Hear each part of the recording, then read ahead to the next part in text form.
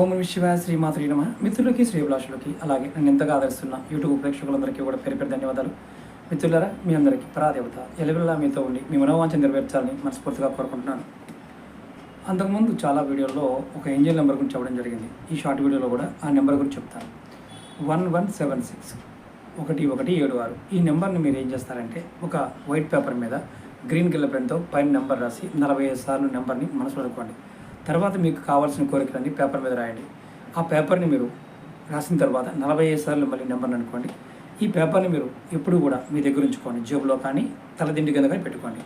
ఇలా 45 రోజులు ఈ నెంబర్ని 45 సార్లు ప్రతిరోజు అనుకోవడం, అలాగే ప్రతిరోజు మీరు రాసుకున్న కోరికలని పేపర్ మీద చూడటం. ఈ నెంబర్ చాలా శక్తివంతమైనది. ఈ ఏంజల్ నెంబర్ని ఎవరైతే రెగ్యులర్గా ప్రాక్టీస్ చేస్తారో వారికి ఖచ్చితంగా భోగము, ఐశ్వర్యము, ధనము అన్నీ వస్తాయి. ఏది కోరుకుంటుంది ఇవ్వగలిగే శక్తి ఉంటుంది. ప్రయత్నించేయండి, ఫలితాన్ని పొందండి. ఓం నమః శివాయ శ్రీమాత్రే నమః.